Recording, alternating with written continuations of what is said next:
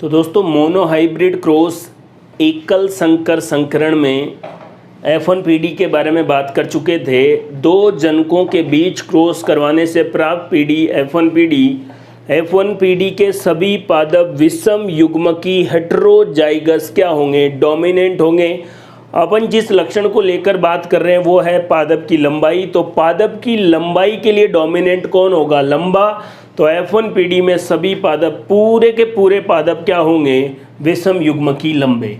तो यहाँ तक दोस्तों अपन ने बात कर ली थी। ये जो बोर्ड है इसको पनेट स्क्वायर कहते हैं। पनेट नामक वैज्ञानिक ने बताया कि एक ऐसा चौकोर डिब्बा या स्क्वायर बना लो, उसमें हॉरिजॉन्टल जो है वो कौन होगा, नर युग्मक, और वर्टिकल में किसको लिखेंगे, मादा युग्मकों को। तो ये नर युग्मक माने, ये मादा युग्मक। यहाँ पर भी देखो, तो F1PD में सभी लंबे आ गए। देखो मेंडल ऐसा सोच रहा था कि एक पादप लंबा ले लेते हैं, एक बोना ले लेते हैं, तो कुछ लंबे आ जाएंगे, कुछ बोने आ जाएंगे। बाद में मेंडल को झटका लगा कि सारे लंबे आ गए, यार ये क्या हुआ। फिर उसने उन्हीं F1PD से ही प्राप्त संतानों को, प्राप्त प्रोजेनी को आपस में क्रॉस करवाया। देखो ये पादप भी इसका ही है, ये भी यहाँ से ही लिया। एक मेल है, एक फीमेल है, नर है, मादा है। कहने का मतलब अब मेंडल ने पहले F1PD बना ली और F1PD से प्राप्त संतानों का ही आपस में क्रॉस करवाया, और उससे प्राप्त पीढ़ी को क्या कहेंगे, F2PD। F1PD किसे कहते हैं, जनकों के क्रॉस के बाद बनी पीढ़ी। F2PD किसे कहते हैं, F1PD में जो संतानें थी उनका आपस में क्रॉस करवाने से प्राप्त पीढ़ी क्या होगी, F2PD, F2 जनरेशन। तो ये याद रखो, F1PD में जो संतानें आए वो विषम युग्म की प्रभावी होगी। यहाँ पर आप इसको हेटेरोजाइगस टोल या विषम युग्म की लंबा भी पढ़ सकते हैं। इसमें भी वही युग्मक बनेंगे, कौन से विभाजन से, मियोसिस अर्धसूत्री विभाजन से। Capital T small T, capital T small T. पहले भी मैंने आपको बताया कितने टाइप के गैमीट बनेंगे, टाइप ऑफ गैमीट, 2 की पावर n। 2 की पावर n में n विषम युग्म की है, तो देखो विषम युग्म की कंडीशन कितनी है, 1 पावर में 1 आ गया, तो आंसर कितना आ गया, 2। तो देखो गैमीट भी कितने टाइप के बने हैं, 2, एक कैपिटल, एक स्मॉल, एक कैपिटल, एक स्मॉल। पनेट स्क्वायर, हॉरिजॉन्टल में नर, वर्टिकल में मादा, capital T small T, capital T small T. यहाँ पर क्या आएगा, देखो capital T, capital T, capital T small T, capital T small T और स्मॉल टी स्मॉल टी। कौन सी जनरेशन आ गई, F2 जनरेशन। F2 जनरेशन में देखो दो बातें हैं, एक है फिनोटाइप, लक्षण प्रारूप। किसी जीव की जो बाह्य अपीयरेंस है, बाहर की जो चीज़ आपको दिख रही है, जैसे पादप लंबा है या बोना है आपको दिख रहा है, तो ये जो है उसको क्या बोलेंगे, लक्षण प्रारूप। अब इस लक्षण के लिए जो जीन की संगठन है, जीन का क्या है, जीन का कंपोजिशन, उसको क्या बोलेंगे, जीन प्रारूप। तो जो बाहर आपको दिख रहा है वो लक्षण प्रारूप, और उस लक्षण के लिए जीन का कंपोजिशन क्या है, जीन का संगठन क्या है, वो क्या है, जीन प्रारूप। अब इस F2PD में कितने लक्षण प्रारूप है या कितने टाइप के होंगे, जैसे लंबा होगा, बोना होगा, तो 2 की पावर n, और वही n क्या है, विषम युग्म की, मतलब 2 टाइप के लक्षण प्रारूप होंगे। और 2 टाइप के लक्षण प्रारूप में एक लंबा होगा और एक बोना होगा। तो देखो ये भी लंबा, कैपिटल टी स्मॉल टी, वो भी क्या होता है, लंबा, ये भी लंबा। तो 4 में से 3 पादप लंबे और एक क्या हो गया। तो सीधे सवाल ऐसे आते हैं, एकल संकर संकरण में मोनोहाइब्रिड क्रॉस में F2PD का लक्षण प्रारूप क्या होता है, 3:1। कई बार नॉर्मल में F2PD नहीं भी बोलेगा तो भी लक्षण प्रारूप अगर बात कर रहा है तो 3:1 रेशियो ही होगा, क्योंकि F1 में तो सभी लंबे होते हैं। फिर भी क्वेश्चन में F2 जनरेशन ज़रूर होता है, क्योंकि लक्षण प्रारूप किसके लिए बात होगा, F2 के लिए, क्योंकि F1 में तो सभी पादप विषम युग्म की क्या होंगे, लंबे होंगे। तो लक्षण प्रारूप हो गया 3:1। जो लक्षण है उसके लिए जीनों का संगठन कैसा है और कितने टाइप के जीनोटाइप हैं। अब दो टाइप के लक्षण प्रारूप है, फिनोटाइप है, तो यहाँ पर है 3 की पावर n और वही विषम युग्म की, तो 3 टाइप है जीन प्रारूप के। देखो दिख भी रहा है, ये कैपिटल टी स्मॉल टी, ये भी वैसा ही है। तो एक ऐसा, दो ऐसे और एक ऐसा। देखो एक, ये दोनों सेम इसलिए दो, और ये इसको क्या पढ़ेंगे, सम युग्म की लंबा, विषम युग्म की लंबा और सम युग्म की बोना। तो 4 में से एक सम युग्म की लंबा है, होमोजाइगस टॉल, 2 विषम युग्म की लंबे हैं, हेटेरोजाइगस टॉल, और एक विषम युग्म की बोना है, होमोजाइगस ड्वार्फ। तो ये जीन प्रारूप। तो मोनोहाइब्रिड क्रॉस में एकल संकर संकरण में फिनोटाइप 3:1 और जीन प्रारूप जीनोटाइप 1:2:1। तो 1:2:1। तो ये मोनोहाइब्रिड क्रॉस से संबंधित जितनी भी बातें थी, लक्षण प्रारूप, जीन प्रारूप, अब कितने टाइप के जीन प्रारूप है वो भी 3 की पावर n, कितने लक्षण प्रारूप है 2 की पावर n, कितने गैमीट बनेंगे, ये सब फॉर्मूले भी मैं आपको साथ में बताते जा रहा हूँ, ताकि किसी कंपटीशन एग्जाम में इस तरीके का क्वेश्चन आए तो वो आपका गलत नहीं हो। तो मोनोहाइब्रिड से संबंधित बातें मैंने आपको बताई है। एक बात मैं इसमें यहीं क्लियर कर देना चाहता हूँ, देखिए आप ध्यान से, ये F1PD है और F1PD में जो लक्षण प्रकट हुआ है वो क्या है, लंबा या टोल। तो दोस्तों दो है, एक तो प्रभावी लक्षण और एक है अप्रभावी लक्षण।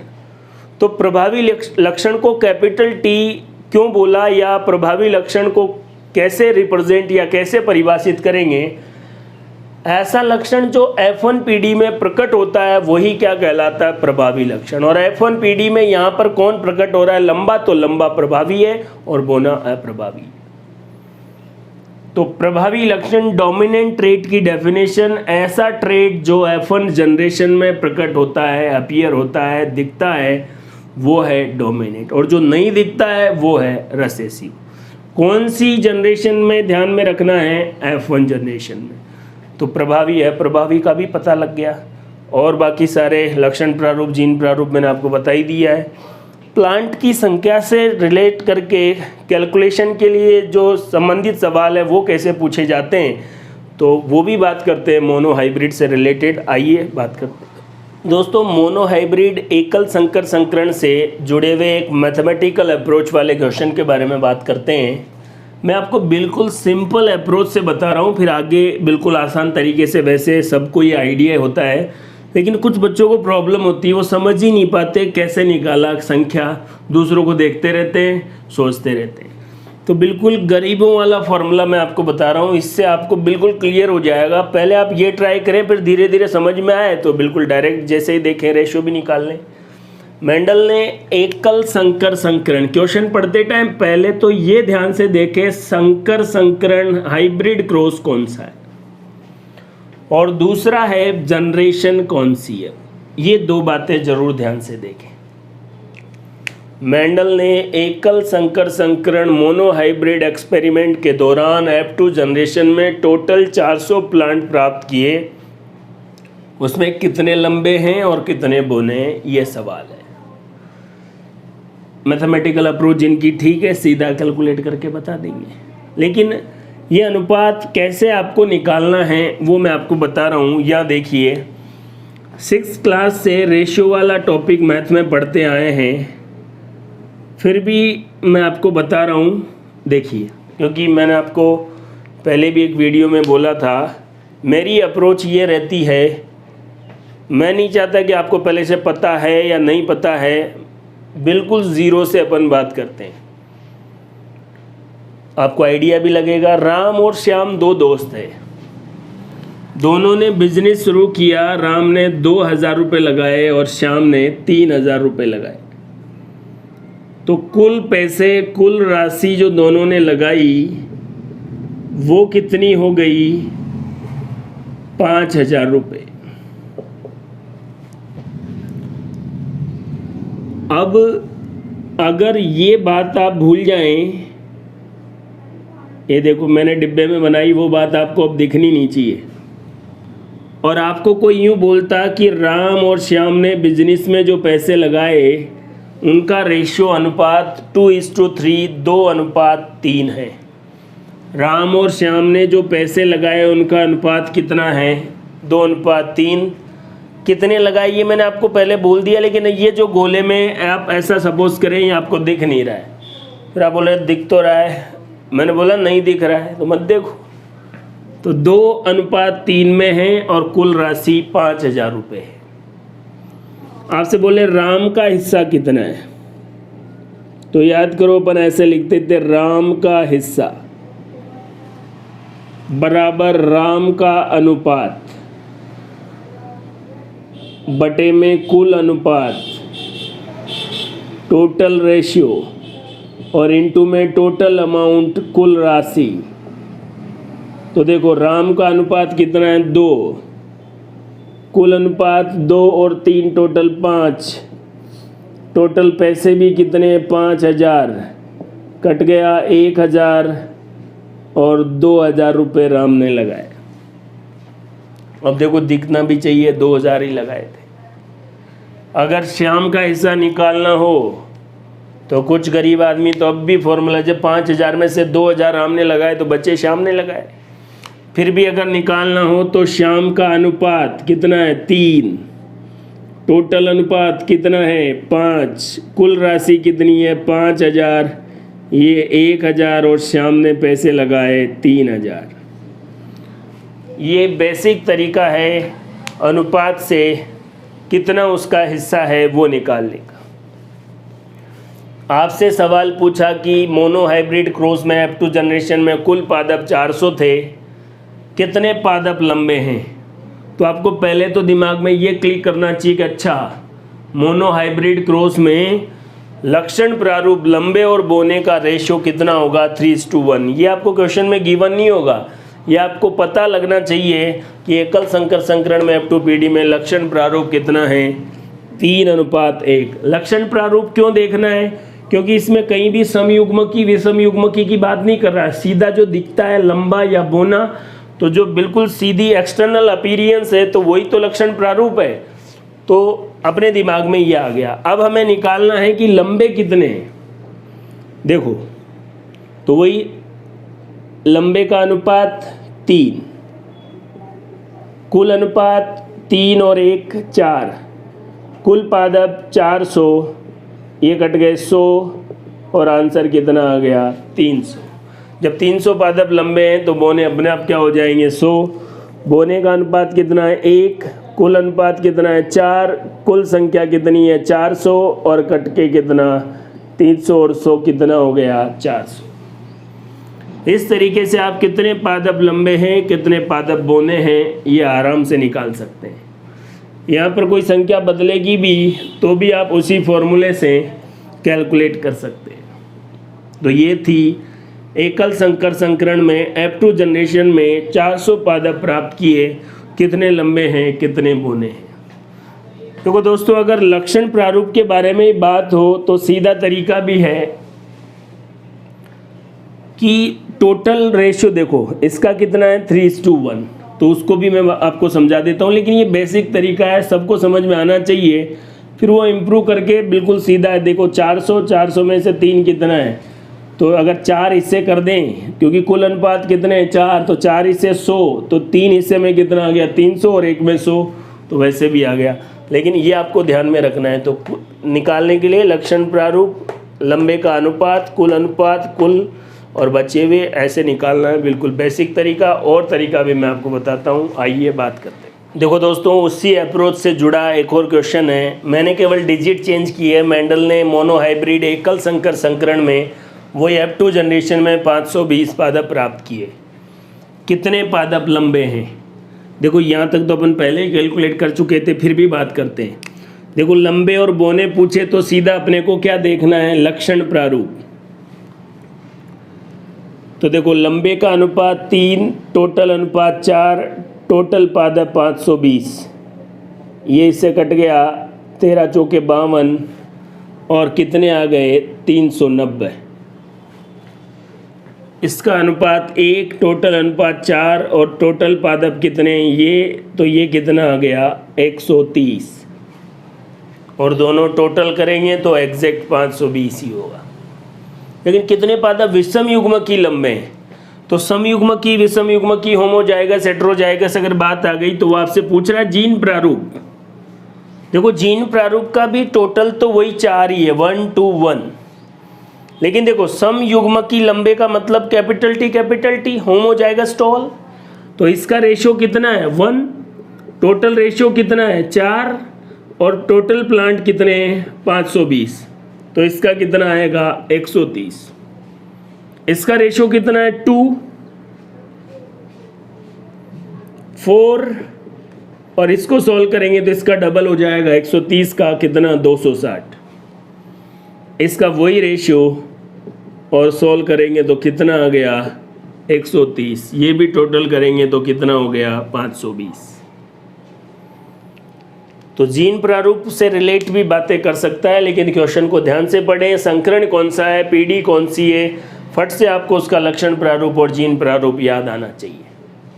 लेकिन दोस्तों इतना नहीं सोच के, मान लो अपन बात करें, देखो लक्षण प्रारूप का टोटल भी कितना है 4, जीन प्रारूप का टोटल भी कितना है 4, मतलब कुल अनुपात 4 है। और आपके दिमाग में ये होना चाहिए, देखो लंबे पादप, केवल लंबे पूछा है तो उसका अनुपात कितना है 3, केवल बोने पूछा है उसका अनुपात कितना है 1, विषम समयुग्मकी लंबे पूछा है उसका अनुपात 1, विषम युग्मकी लंबे पूछा उसका अनुपात 2, और समयुग्मकी बोने पूछा उसका अनुपात 1। ये आपको वहाँ से पता होना चाहिए। अगर आपको ऐसा पता है तो जो भी संख्या दी गई है उसको सीधा 4 से डिवाइड कर दो, आपके पास जो भी संख्या है वो 1 अनुपात की आ गई। ये 1 अनुपात का मान है। अब बताओ लंबे का, केवल लंबे का कितना है 3, तो 1 अनुपात की वैल्यू 130 है, तो 3 अनुपात की कितनी हो गई 390। बोनों का अनुपात कितना 1, तो 1 अनुपात की तो अपन निकाल ही रखे। समयुग्म की लंबों का अनुपात कितना 1, निकाल ही रखे अपन। विषम युग्म की लंबे का अनुपात कितना है 2, हमने निकाल रखी है कितना 1 अनुपात की वैल्यू 130, तो फिर 2 की 260, और 1 अनुपात की फिर से वैल्यू कितनी हो गई। तो अगर मोनो हाइब्रिड क्रॉस और F2 जनरेशन है तो सीधा 4 से डिवाइड करें, 4 से डिवाइड या भाग देने के बाद जो संख्या आएगी वो 1 अनुपात होगा। और 1 अनुपात की वैल्यू अगर आपको पता है तो आप कितना, कोई सा भी पूछ लो, जितने भी हो, अगर 3 अनुपात की पूछ रहा है तो 1 अनुपात की पता है तो 3 से गुणा कर लो। सिंपल लॉजिक है, इस तरीके से आप किसी भी संख्या के बारे में बात कर सकते हैं। लेकिन दोस्तों अगर यही बात F1 पीढ़ी में है तो आपका दिमाग फट से जाना चाहिए, F1 पीढ़ी में सभी पादप विषम युग्मक की लंबे होते हैं, सारे के सारे हेटेरोजाइगस टॉल होंगे। तो ध्यान रखें क्वेश्चन में संकरण कौन सा है और पीढ़ी कौन सी है, इस बारे में ज़रूर बात करें। और भी क्वेश्चन, जब अपन क्वेश्चन के बारे में बात करेंगे जेनेटिक्स के तब भी बात करेंगे, लेकिन जब थ्योरेटिकल अपन वीडियोस बना रहे हैं उसमें भी ये अप्रोच आपके दिमाग में रहनी चाहिए। तो ये अपन ने बात कर ली है मोनो हाइब्रिड क्रॉस। दोस्तों मेंडल के 3 नियम हैं, प्रभाविता का नियम, लॉ ऑफ डोमिनेंस, पृथक्करण का नियम जिसको विसंयोजन का नियम भी कहते हैं, युग्मकों की शुद्धता का नियम भी इसी को कहते हैं, लॉ ऑफ सेग्रीगेशन। ये दोनों नियम जो है ये एकल संकर संकरण पर आधारित है। प्रभाविता का नियम लॉ ऑफ डोमिनेंस, युग्मकों की शुद्धता का नियम लॉ ऑफ सेग्रीगेशन, ये दोनों नियम कौन से संकरण पर आधारित है? मोनो हाइब्रिड क्रॉस पर आधारित है। तो दोस्तों ये मोनो हाइब्रिड क्रॉस के बारे में मैंने आपको बता दिया है। वीडियो को ध्यान से देखें, समझें। जेनेटिक्स देखो ज़्यादातर लोग यही कहते हैं कि सर हमें जेनेटिक्स समझ में नहीं आई है, लेकिन देखो अभी अपन ऑफलाइन क्लास में होते तो बात भी कर सकते हैं, बच्चों को समझ में आ रहा है वो भी पूछ सकते हैं, या आपको समझना है नहीं समझ में आ रहा वीडियो देखना है फिर भी कोई प्रॉब्लम है आप मेरे से पर्सनल कांटेक्ट भी कर सकते हैं। तो जेनेटिक्स को मैं आपको बिल्कुल इजी वे में समझा रहा हूँ और धीरे धीरे लेवल भी बढ़ाएंगे। ऐसा नहीं है कई बच्चे देख के उनको लगे कि ये यार छोटी छोटी बातें बता रहा है, ये तो हमको आती है। याद रखें एग्ज़ाम में जो क्वेश्चन आता है उसमें हमें ये लगता है कि यार ये क्वेश्चन हमने पढ़ा है, बस इसका जवाब ढंग से नहीं आता क्योंकि हमने पढ़ते टाइम ये सोचा ये छोटी बात है यार, और तो छोटी बातों से ही बड़ी बातें होती है। तो बिल्कुल क्लियरिटी के साथ आप चीज़ों को पढ़ें, अगर आपको पसंद आ रहा है लाइक करें, नहीं पसंद आ रहा है कोई बात नहीं दोस्तों। यूट्यूब पर भरमार है लोगों की, आप वहाँ जाके पढ़ें, लेकिन अपना भविष्य बनाएं। कोरोना की वजह से ऑफलाइन इंस्टीट्यूशन लगभग अब बंद होने के कगार पर ही है, तो आपको अपने आप को कैसे भी करके मैनेज करना है। देखो दोस्तों, विज्ञान के हिसाब से डार्विन की थ्योरी है, प्रकृति के हिसाब से आपको बदलना ही पड़ेगा।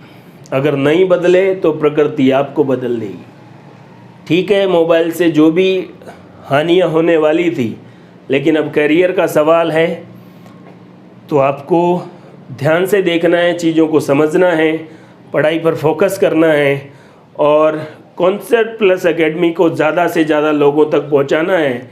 यही हमारा भी लक्ष्य है और आप पढ़ने वाले हमारे जो विद्यार्थी हैं उनका भी लक्ष्य यही होना चाहिए।